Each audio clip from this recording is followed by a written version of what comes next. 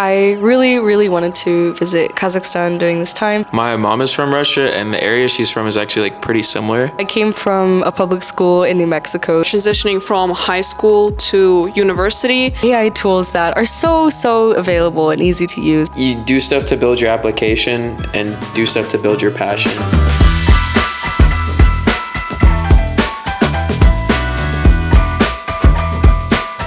Hello everyone, so you already know the drill. Today is yet another year of when we have MIT students visiting Haileybury Almaty. Would you guys like to briefly introduce yourselves? Hi guys, I'm Dale, sophomore at MIT, chemical engineering major, and you guys have seen me years 7 through 9 teaching. And I'm Eliana Juarez. I'm also a sophomore at MIT and studying Earth and Computer Science. Okay, so you guys have been visiting Kazakhstan for a couple weeks now, and so the first question that I would like to know is what motivated you to come to Haileybury Almaty, and how has your experience been so far working with the science department? So I'll start by saying I really wanted to visit Kazakhstan during this time because I have a good friend actually who's studying at Nazarbayev University, and just what he told me about the country seemed so fascinating. I've really liked Almaty specifically because I knew I wanted to be in the more walkable, historic sort of part, and so it's been really great working with the science department. They have a lot of events. They're definitely, you can feel the sort of friend vibe between most of the staff, which is something I didn't expect, but has been really fun. And yeah, it's been great. I initially wanted to come here because just to practice my Russian. My mom is from Russia, and the area she's from is actually pretty similar to Almaty. It has mountains around the city and a lot of mixture of European and Muslim culture, and I know there are a lot of Muslims here as well. So I think culturally it was the most similar I could get to where my mom was from without actually being in Russia. And also I think I just enjoy teaching as a whole, and just getting the experience to come over here and pass on this spark of curiosity to the next generation just is such a great opportunity. And I think coming here has only amplified that and made it a more enjoyable experience because everybody's so helpful, whether that's giving you feedback or pointers in regards to teaching, or even just helping you set up for labs. The lab technicians, Arjan and Norgo, are so helpful, and they're always ready to help you out. I feel in general I'm just being treated like a king, so I couldn't really ask for anything better. Great. Well, now, Eliana, as someone passionate about data science, what do you think are the most exciting developments in this field, and how can students at Haileybury Almaty get involved in data science projects? Towards the end of our classes, would spend a lot of time sort of debating whether or not we should use the AI tools that are so available and easy to use. And so I think the most interesting and pressing problems in the field right now are just about the energy requirements that a lot of models use. And so we were sort of weighing the pros and cons of actually using these because of how much they require energy-wise. But an interesting development lately has been, and I'm sure people have seen it on the news, about DeepSeek, the new Chinese sort of model that is doing a lot of the things that ChatGPT has been doing, but with much less energy. So the students that I've been teaching will know how much of a big deal that is. And so, yeah, that's something interesting going on. And then how they can get started. At the end of each class, at the end of the classes, I would introduce them to websites such as Kaggle that they can find data sets on just about anything they're interested on. And that website in particular has different competitions and sort of guided ways to help people who maybe don't know how to code start doing data science projects. So really the way to start is just to get started, start asking questions, and it'll come to you. Yeah, and now Dale, a question for you. Since you focus more on physics and practical experiments, what has been the most interesting or challenging experiment you worked on, and how do you think hands-on learning benefits students? Okay, so two different answers. I would say the most interesting one, at least for students across the board, has definitely been the flame test.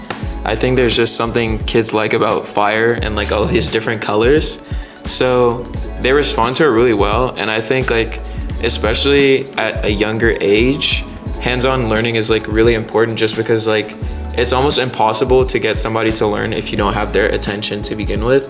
And hands-on learning is such like an easy way to guarantee that you have that attention because they have to be focused on the activity. And if they mess it up, then they won't be able to like go forward. So it's just like a good way to capture their attention, and then like you can kind of like trick them into learning along the way.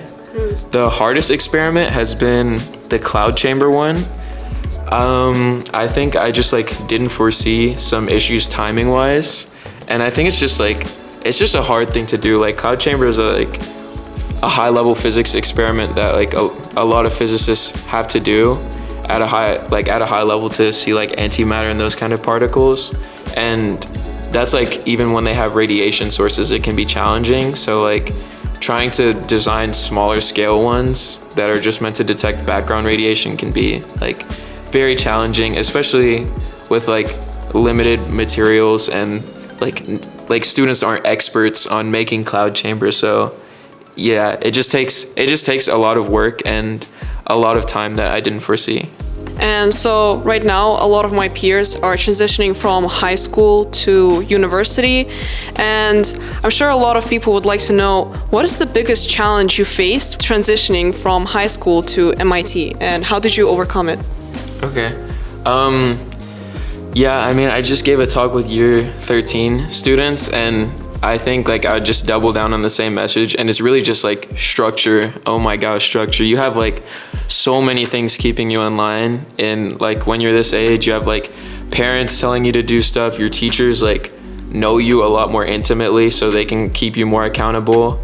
And there are just like so many other variables that are just taken out of the equation. But then once you go to college, it's just like it's really just you and only you. And if you want to get anywhere, you need to make sure you keep that same type of structure, and like you're studying for the right amount of time, because you have less classes and more free time. So don't like just waste all your free time. Spend some of it studying. It might be a little painful, but like it'll be good in the long term. And yeah, get people to keep you accountable. That also helps. And I think like finding a separate area to like lock in that's kind of far away from wherever you like live or like have leisure time, that would probably be like the best strategy, because then you can just kind of like condition yourself to get into this headspace to be productive, and that'll like naturally bring structure to your schedule.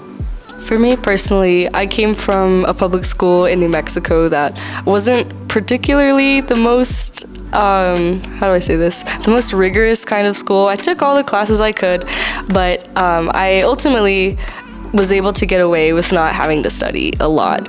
And I would do a lot of extra things in my time, so I would do research and science fairs, things like that. But for me, it was just going from that, where I didn't really have to study as much, to being in a school where if you don't study, it's over. You can't really, you won't be able to thrive if you don't.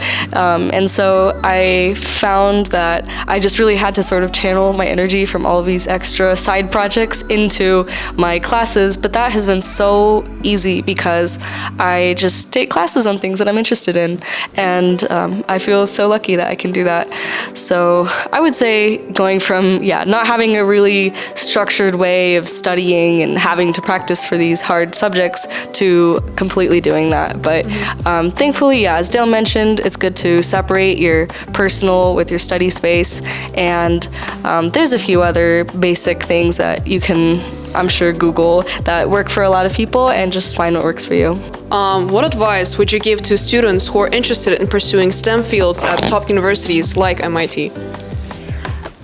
So if you want to go into a STEM field, I really recommend just finding what you like about it. You know, people who gravitate towards STEM usually would have something in mind, whether it's engineering or a particular type of research like biology or genetic, things like that. So I really encourage just try things out and see what you're what really makes you want to keep investigating things. So, because you don't want to end up studying something that you're not that passionate about. So now is a great time to sort of expose yourself to all the different subjects and spend extra time on your own. You know, if you hear something interesting in class, take the time outside just to learn about it. Even if it's just watching YouTube videos at start, that's an easy way that you can start getting into a subject more, and then asking your own questions. Reach out to experts is something that I really recommend doing. I just sent an email to a researcher, and the only thing we had in common was we lived in the same state in the US.